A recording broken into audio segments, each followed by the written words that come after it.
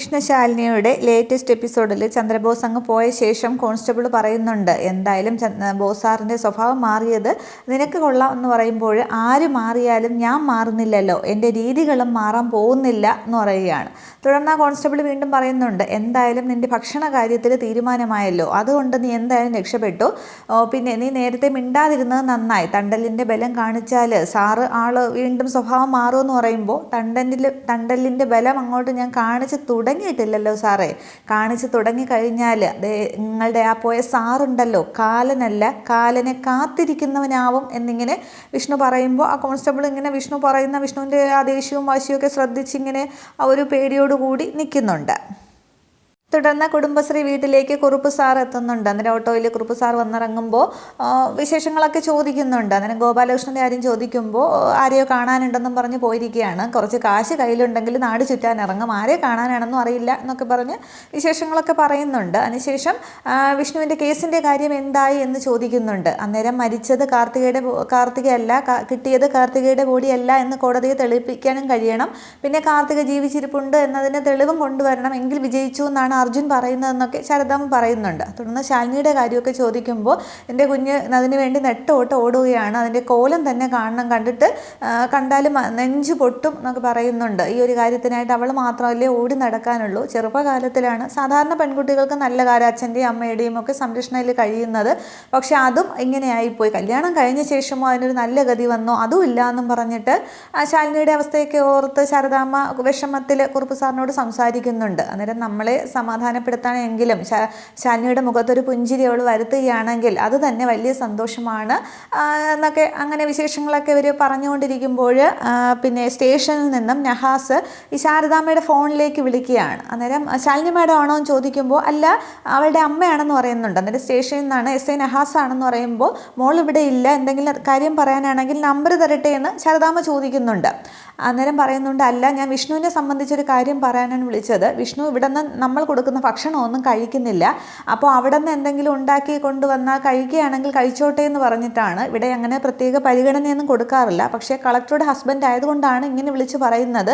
ഇവിടെ ഇപ്പോൾ എന്താ പറയേണ്ട, നിങ്ങൾ അവിടെ നിന്ന് ഉണ്ടാക്കിക്കൊണ്ട് വരുമോ എന്നിങ്ങനെ നഹാസ് ചോദിക്കുന്നുണ്ട്. അന്നേരം ഞാൻ ഉണ്ടാക്കിക്കൊണ്ടുവരാം സാറേ എന്ന് പറഞ്ഞിട്ട് ശാരദാമ്മ ഫോൺ കട്ട് ചെയ്യുന്നുണ്ട്. അതിനുശേഷം അത് കുറുപ്പ് സാറിനോടും പറയുകയാണ്, പോലീസുകാരനാണ് വിളിച്ചത്, വിഷ്ണു അവിടെ ഭക്ഷണമൊന്നും കഴിക്കുന്നില്ല എന്ന് ഇവിടെ നിന്ന് കൊണ്ടു ചെല്ലാനായിട്ടെന്ന്.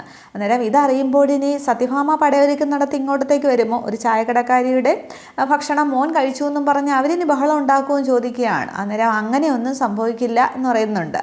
തുടർന്ന് ഗോപാലകൃഷ്ണൻ എന്തെങ്കിലും പറയുമെന്ന് ചോദിക്കുമ്പോൾ മകളുടെ താളിച്ചരടിനേക്കാൾ വലുതൊന്നും അല്ലല്ലോ അഭിമാനം. പിന്നെ പണ്ടാണെങ്കിൽ 3 പെൺമക്കളെയും കൊണ്ട് ഞാൻ അങ്ങോട്ടും ഇങ്ങോട്ടും ഒക്കെ ഓടിയതല്ലേ, ഒരുപാട് കഷ്ടപ്പെട്ടതല്ലേ.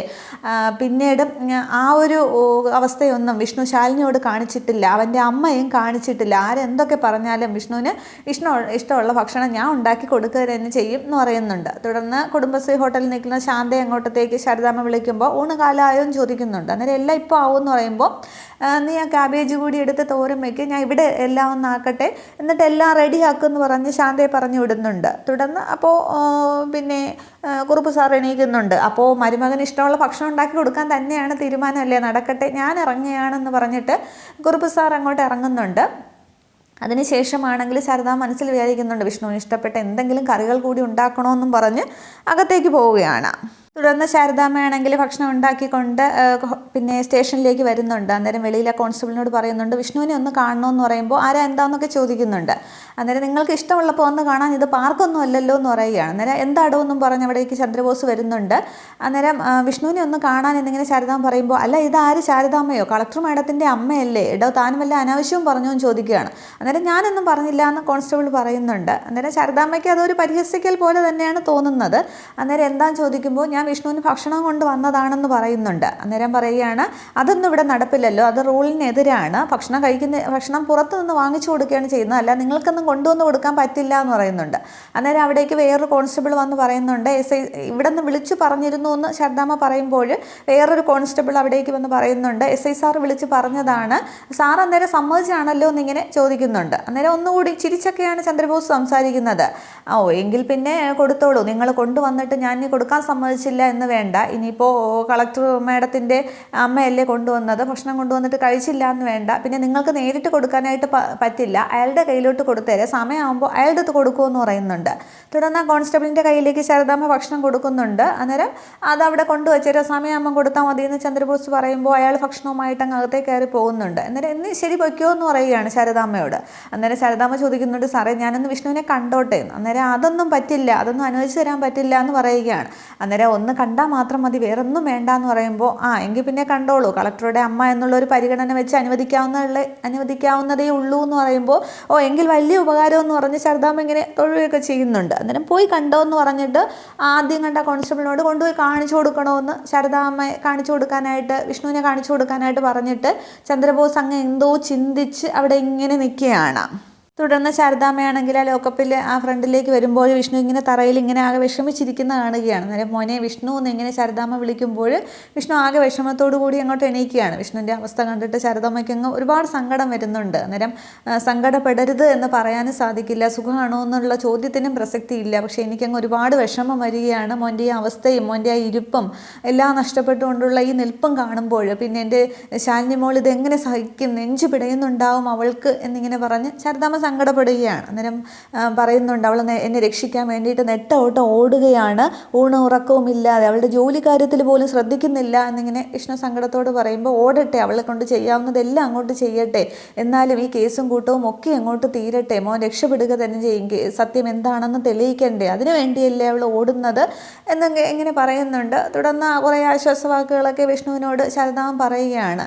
ഇങ്ങനെ സങ്കടപ്പെടുത്തുന്നത്, നമുക്കൊരു നല്ല കാലം വരും, നിങ്ങളിങ്ങനെ എന്നും അകന്ന് കഴിയേണ്ടവരല്ലല്ലോ, ഒന്നിക്കുക തന്നെ ചെയ്യും. ഇങ്ങനെ ഒരുപാട് പരീക്ഷണങ്ങൾ ദൈവം നമുക്ക് തരുന്നത് നിങ്ങളെ ഒന്നിപ്പിക്കാൻ വേണ്ടി തന്നെ ആയിരിക്കും, അകറ്റി നിർത്തിയവരുടെയൊക്കെ മുന്നിൽ നിങ്ങൾ ഒന്നിച്ച് ജീവിച്ച് തന്നെ കാണിക്കണം എന്നിങ്ങനെ പറയുകയാണ്. അന്നേരം എല്ലാം ശരിയാകും എന്ന് പറയുന്നൊരു വിഷ്ണുവിനെ അല്ല ശാരദാമ്മ ഇനി കാണുന്നത്, എല്ലാം ശരിയാക്കും, എങ്ങനെ ശരിയാക്കാം എന്ന് പറയുന്നൊരു വിഷ്ണുവിനെയാണ് ഇനി കാണാൻ പോകുന്നത്. ഞാനത് തീരുമാനിച്ചു കഴിഞ്ഞു, താഴ്ന്ന് നിൽക്കും തോറും തലയിൽ ചവിട്ടിക്കൊണ്ടിരിക്കുകയാണ്, പക്ഷേ എല്ലാം നേരെയാക്കാൻ തന്നെയാണ് എൻ്റെ ശ്രമം എന്നൊക്കെ പറയുന്നുണ്ട്.